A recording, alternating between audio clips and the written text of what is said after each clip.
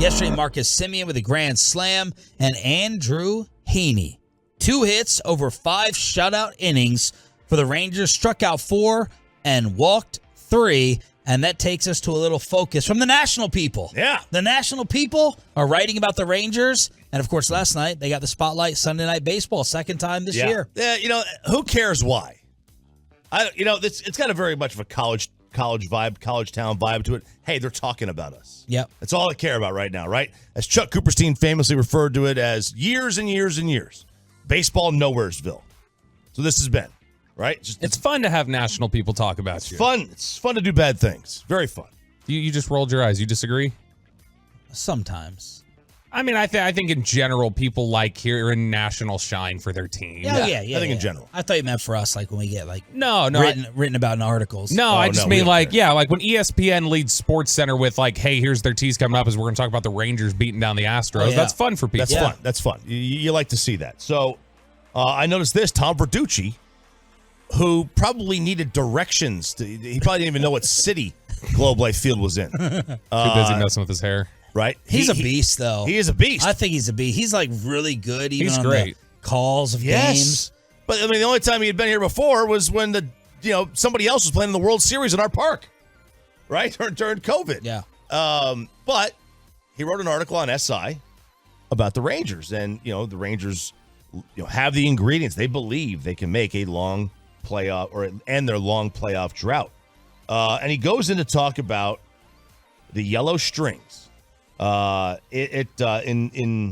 surprise, there were yellow strings across the bottom of the strike zone in front of home plate, corresponding with the 6-pack of bullpen mounds. These strings had been at, Dodgers camp in Vero Beach, Florida for years when they were there. Now they've moved to Arizona. Back when Sandy Koufax was pitching, back when Fernando Valenzuela and Earl Hershiser was pitching, these yellow strings were there. The Dodgers referred to it as sacred ground. Well, analytics and the analytically driven modern game has kind of phased that out. The hit and run's gone, the art of bunting and the pitch out, those are gone. The strings have disappeared. Teams encourage their pitchers to pitch up in the zone more velocity. High fastballs are dang near impossible to catch up to. You want to make the pitcher get down. Fastball's down. You want to see the fastball down. You want to see the off-speed pitches up. Well, according to Verducci's article, Texas and Mike Maddox brought back those strings, those yellow strings.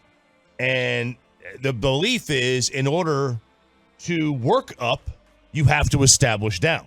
You establish down in the zone to be able to work up. That's with the breaking ball. It's with the fastball, whatever it may be. That's just the philosophy that Mike Maddox has.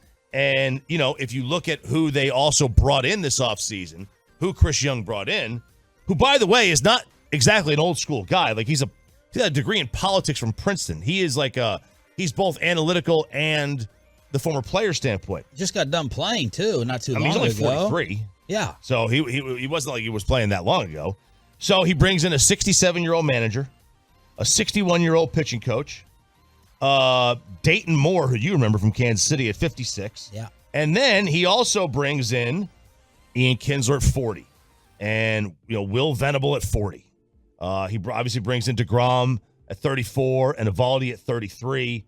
And all their starting pitchers are over 30, except for Gray, I guess. He's over 32. I think someone said the Rangers have to have the most former players on their front office staff in the league. Well, yeah, because they also have, Darren Oliver and Michael Young and Colby Lewis, Nick Hundley. I mean, as he says in the article, they lead the majors in games played among front office members. Yeah. So, and it's just a balance, right? It's a balance that they want to use. And some of the numbers are going to show that it's going to really, really help them.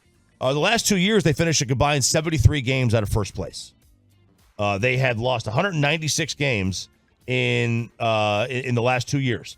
They've suffered 6 straight losing seasons for the first time since coming to Texas. They had last year the worst record in one-run games in the league, 15-35. However, they should have been a 77-win team based on their run differential. One thing I thought was kind of interesting in this article, it talks about how the rule changes are going to help. For starters, last 5 years, Rangers starters ERA, 29, 25, 24, 28, 25th in baseball. There's only 30 teams. All right, there's only 30 teams.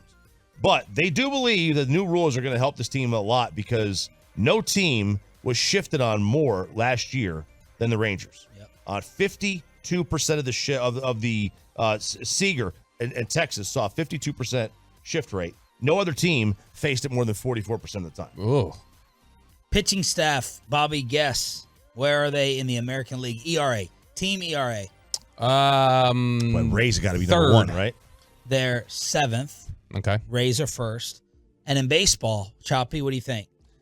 ERA in baseball, they're 7th. I'll say they're 13th. 10th. Okay. So they got a team 3.86 ERA. Tampa Not bad. Bay's got a 2.54. See, that's only a run. Boy, who would have thought though? The NL only has 3 of the top 10. Yeah. In order. No more pitcher hitting. Yeah. So it's now they're seeing Flipped on its head. They're seeing what's Now, what. now you'll actually watch NL baseball. No, I won't. But now they're seeing what's what. So what happens when you play real baseball in the American League?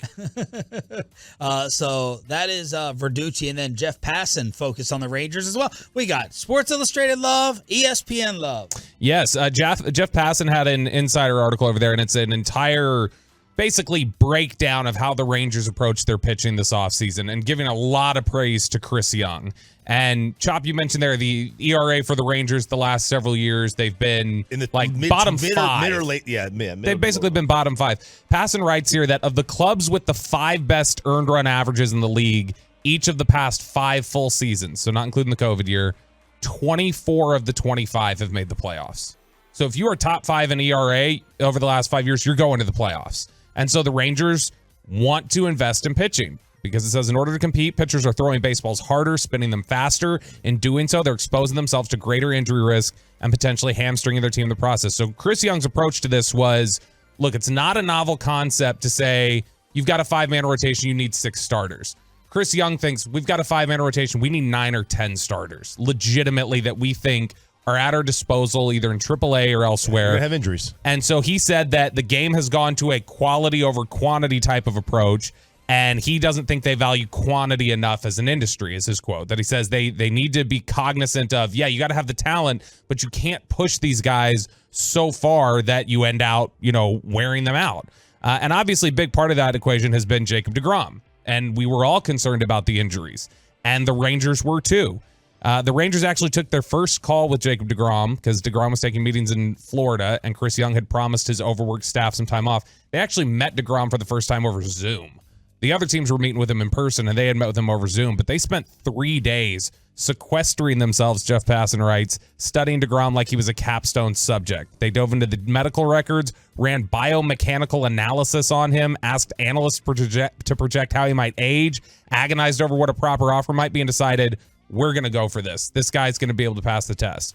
Then they looked at Nathan Eovaldi, and Nathan Eovaldi was quoted in the story. He said at the very beginning of the offseason, they were the first team to reach out. He said, we were in really good conversations and talking, and then they signed deGrom, and I was like, oh, I'm out of the picture. And then they signed Heaney, and I'm like, okay, I'm definitely out of the picture. But Chris Young came back and said, no, we're building something different here. We're going to invest in pitching as much as possible. And so that's why they go get Mike Maddox. That's why they get Bruce Bochy, who built his World Series teams on pitching. Greg Maddux brought in as somebody who can advise the pitching staff. And so he wanted to make sure that they were throwing as many resources as they could there. And now they've got this depth here that Chris Young says you can never have enough pitching. You have to remain open-minded. Maybe that's my own personal experience weighing into my decision-making. I know the physical toll this game takes. I know we're going to go through injuries. It's inevitable. The quality of our depth needs to be replacement or slightly above, which is you're going to spend a lot of money there. You're going to spend a lot of resources there. And the Cowboys, the Rangers have been willing to invest there.